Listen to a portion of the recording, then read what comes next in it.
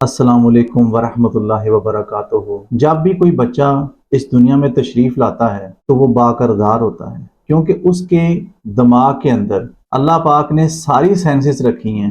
लेकिन अगर आप कहें ना तो कोई ऐसा खाना जिसमें झूठ बोलने वाला वो खाना मौजूद हो, किसी की चुगली करने वाला खाना मौजूद हो, या कोई ऐसी बुरी आदतों का खाना मौजूद हो, ऐसा नहीं होता। ये खाना हम खुद क्रिएट करते हैं, और उसकी इस क्रिएशन में पेरेंट्स का किरदार सबसे पहले है। क्योंकि किसी इंस्टीट्यूशन के अंदर बच्चा बाद में जाता है, पहले तो वो माँ की गोद में परवरिश पाता है, तो माँ की गोद ही पहली दरसगाह है। और अगर पहली दरसगाह से ही उसकी तरबियत में कुछ ऐसी चीजें डाल दी जाएं जो कि इस्लाम में मना है, या जिससे बच्चा बाकरदार से बद करदार की तरफ जाए, तो फिर इसमें बच्चे का कसूर नहीं, उस वालिदैन का कसूर है जिन्होंने इसकी तरबियत की। मैं खुद भी एजुकेशनिस्ट हूँ और एजुकेशन से मेरा ताल्लुक है।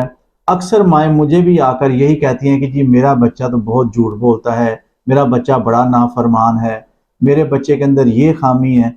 तो मैं बाज़ का बड़ी गहराई में सोचता हूँ और उन्हें कहता हूँ कि बच्चे को ये सारा कुछ सिखाया किसने है। अब आप देखें, आजकल ये अमूमन ऐसा होता है कि एक वालिद है, घर में बैठा हुआ है, बाहर दरवाजा खटकता है और अपने बच्चे से जाके कहता है कि ये जो बाहर अंकल आए इनको जाके कहो कि पापा घर में नहीं है। ये उसकी मेमोरी के अंदर झूठ बोलने की आपने इब्तिदा रख दी है।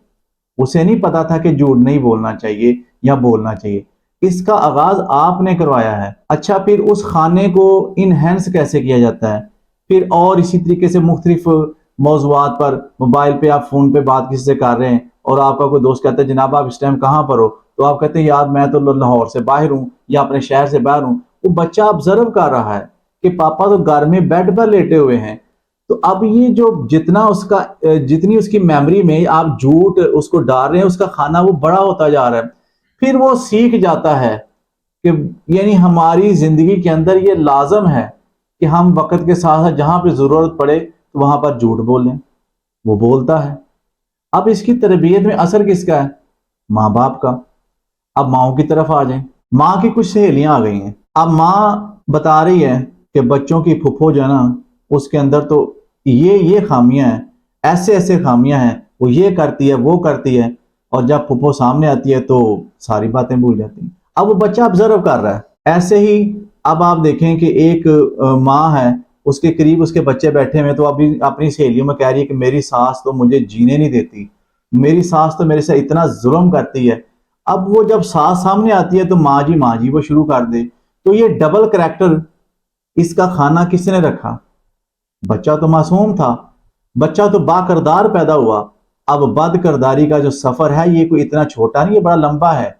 इतनी जल्दी बच्चा अपने करदार में ना वो उसे मिसलीड किया जा रहा है, उसे बताया जा रहा है, इतनी जल्दी वो अपने यानी कि अपने करदार को खराब नहीं कर लेता। इसमें भी बड़ी मेहनत करनी पड़ती है, इसमें कई साल लगते हैं, फिर जाके बच्चा बाकरदार से बद करदार बनता है। और यही अगर आप एक जो बच्चा जिसके ज़हन में ऐसा कुछ भी नहीं था, वो सारा कुछ आपने डाला है, और बाद में आप रोना रोते हैं जी मेरा बच्चा नेक नहीं है, मेरा बच्चा ऐसा है, मेरा बच्चा है। अब आप देखें ना, मैं आपको एक छोटी सी एग्जांपल दे देता हूँ।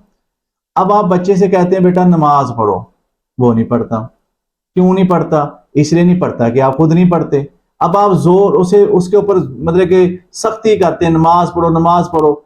ऐसे वो पढ़ तो लेगा, लेकिन क्या ही इससे बेहतर नहीं है कि जब वो अपने माँ बाप को नमाज पढ़ते हुए देखे कि भाई मेरे वालिद या मेरी वालिदा तो नमाज छोड़ती नहीं है, एक ना एक दिन जरूर वो भी जाए नमाज पकड़कर आपके साथ नमाज पढ़ना शुरू हो जाएगा। तो बच्चे के अंदर ये जितनी भी नेगेटिविटीज है ना, वो सारी माँ बाप पहले डालते हैं।